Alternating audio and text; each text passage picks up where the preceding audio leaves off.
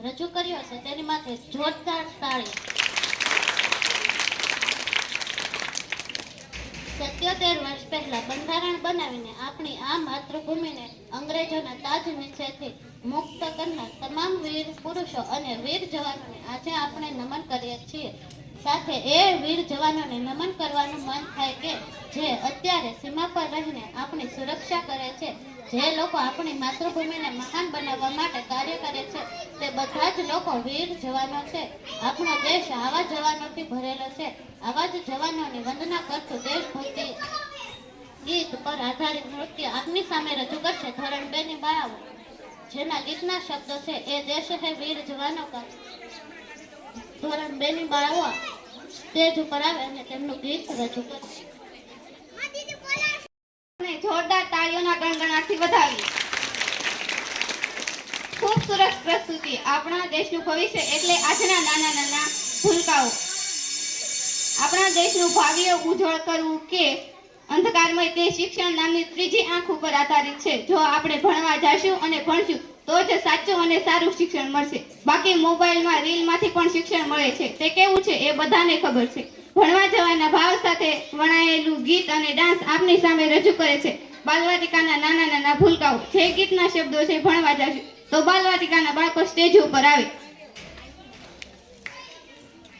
ખૂબ જ સુંદર પ્રસ્તુતિ. તો આપણે બાલવાટિકાના બાળકોને જોરદાર તાળીઓના ગડગડાટથી વધાવીએ. બહુ મજા આવી જાય. આપણે જાણીએ છીએ કે કોઈ પણ કામ બળથી નહીં પણ કળથી થાય છે. તો એ કળ કઈ? એ કળ છે શિક્ષણ. ભણતર રૂપી ચાવીથી જીવનની સમસ્યા રૂપી તાળું ખુલી જાય છે. તો ચાલો નિહાળીએ ભણવા જવાની તત્પરતા દર્શાવતો ડાન્સ, જેને રજૂ કરશે ધોરણ 1 ના બાળકો. જેના શબ્દો છે અમે ભાઈ બહેન ભેગા અમે ભણવા જવાના. તો ધોરણ 1 ના બાળકોને હું વિનંતી કરું કે તે સ્ટેજ ઉપર આવી તેમનો ડાન્સ રજૂ કરે. વાહ, એકદમ સુપર પ્રસ્તુતિ. સર્વલોકેષુ રમ્યમ સદા ભારતમ, સર્વલોકેષુ રમ્યમ સદા ભારતમ, સર્વદેશેષુ પૂજ્યમ સદા ભારતમ, સર્વદેશેષુ પૂજ્યમ સદા ભારતમ. અર્થાત આપણો દેશ ભારત હંમેશા રમણીય અને પૂજનીય છે. આપણા દેશને રમણીય બનાવે છે આપણા દેશના લોકો. દેશ માટે જીવનને અર્પણ કરી દેવાની ભાવના. આમાં દેશના નાના નાના બાળકો પણ પાછળ રહેતા નથી.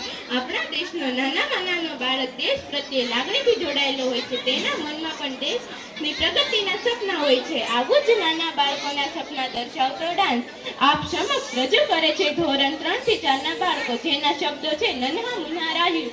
તો ધોરણ 3 થી 4 ના બાળકો સ્ટેજ ઉપર તેનો ડાન્સ રજૂ કરે. ખૂબ જ સરસ, ખૂબ સુંદર ડાન્સ હતો. આપણે તેના તાળીઓના ગડગડાટથી વધાવીએ.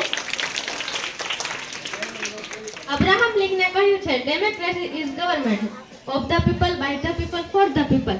પણ 2509 વર્ષ પહેલા આપણા દેશમાં ભગવાન બુદ્ધે લોકશાહી સ્થાપી હતી અને તે સમયના બધા રાજ્યોને ગણરાજ્ય બનાવ્યા હતા. આપણા ભવ્ય વારસામાં સ્વચ્છતા અને પવિત્રતા પણ જોડાયેલ છે.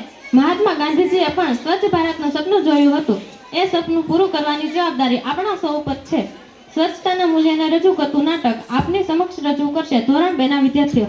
આ એક મૂક નાટક છે જેમાં આપણને મૌનને સમજવાનું છે. નાટકનું નામ છે સ્વચ્છતા. તો ધોરણ 2 ના વિદ્યાર્થીઓ સ્ટેજ ઉપર આવે અને તેમનું નાટક રજૂ કરશે. ખૂબ જ સુંદર. આજે આપણે પ્રજાસત્તાક રાજ્યના નાગરિક બન્યા એના 77 વર્ષ થયા. આ 77 વર્ષમાં ગામડાઓની કેટલી પ્રગતિ થઈ.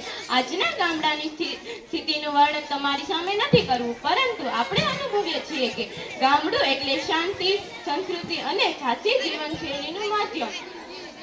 જે લોકો ગામડાથી દૂર જાય છે તે આ ત્રણેય વસ્તુથી દૂર જાય છે.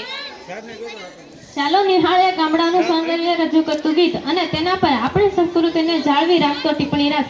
ધોરણ 5 અને 6 ની વિદ્યાર્થીનીઓ રજૂ કરે છે ટિપ્પણી રાસ, જેના શબ્દો છે નાનું રૂપાળું મારું ગામડું. તો ધોરણ 5 અને 6 ની વિદ્યાર્થીનીઓ સ્ટેજ ઉપર આવે અને તેમનું ટિપ્પણી રજૂ કરશે.